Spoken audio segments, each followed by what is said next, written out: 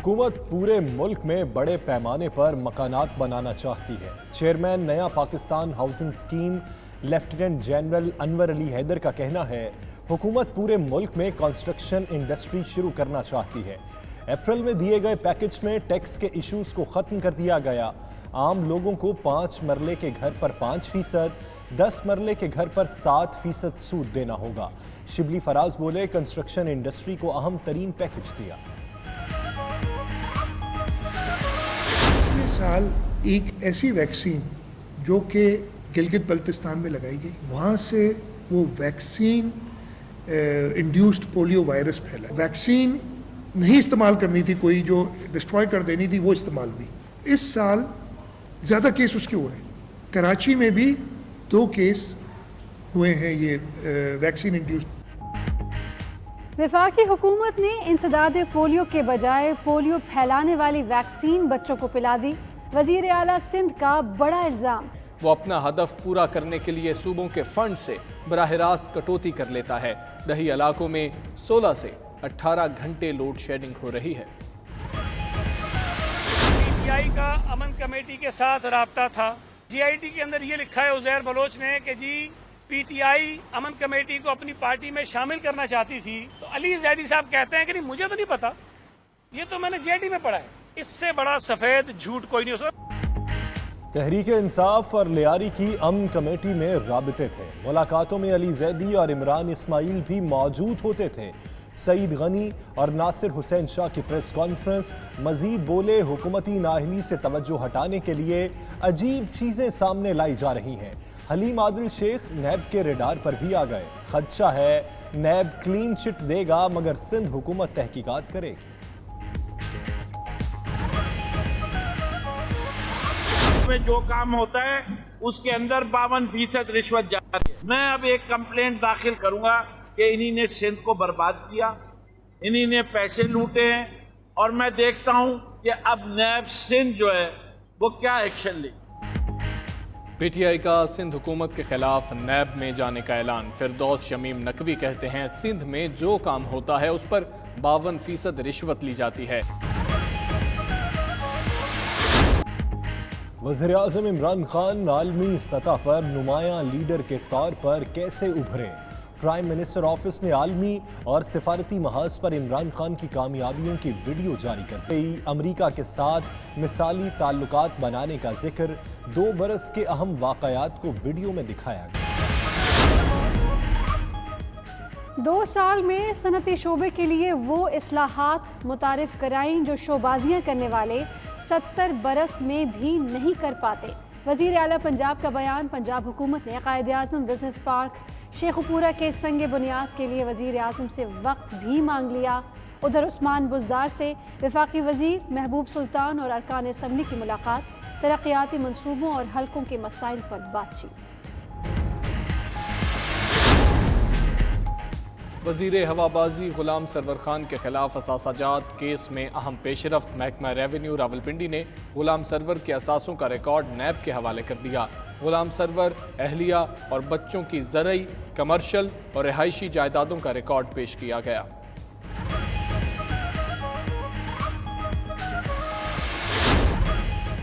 मुल्की तारीख में पहली बार एंटी मनी लॉन्ड्रिंग कवानीन के तहत बड़ी कार्रवाई। सार्फिन की मालूमात न रखने और फॉरेन एक्सचेंज कवानीन की खिलाफ वर्जियों पर 15 बैंक्स पर 1 अरब 68 करोड़ रुपए जुर्माना आयद। स्टेट बैंक ने तमाम 15 बैंक्स के नाम की तफसीलात भी जारी कर दी।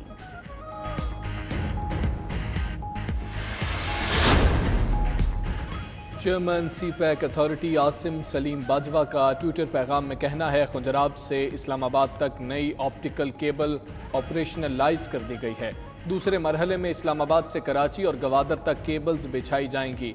ऑप्टिकल केबल्स का ये काम डिजिटल हाईवे प्लान के तहत किया जा रहा है। चीन के ताउन से इस मंसूबे के जरिए IT इनकलाब की बुनियाद रख दी गई।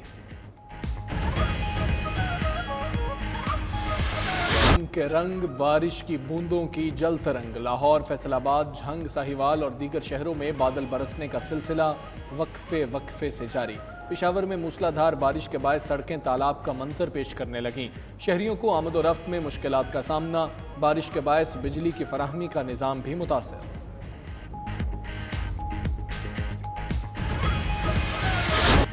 پاکستان کی انگلینڈ کے خلاف ٹیسٹ سیریز کے لیے تیاریاں جاری. دوسرا انٹرا اسکواڈ پریکٹس میچ. دوسرے روز پی سی بی وائٹ کی بیٹنگ جاری. گرین ٹیمز نے پہلے روز 8 وکٹوں پر 318 رنز بنا لیے. بابر اعظم 82 اور عابد علی 71 رنز کے ساتھ نمایاں. شاہین شاہ آفریدی نے 4 کھلاڑی آؤٹ کیے. محمد عباس کی 2, نسیم شاہ اور فخر زمان کی ایک وکٹ.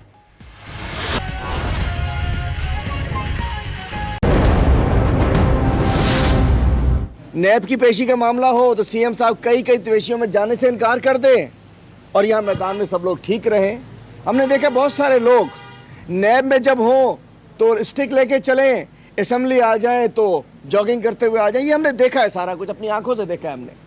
لیکن نیب ہمیں کوئی بھی ادارہ نیب جب بھی بلائے گی ہم جائیں گے, ضرور جائیں گے, سب کچھ بتائیں گے اور ہمیں جانا چاہیے. جیسے کہ شوگر کمیشن میں کال ہوئی, ہمارے بزدار صاحب ایز اے چیف منسٹر چلے جاتے ہیں.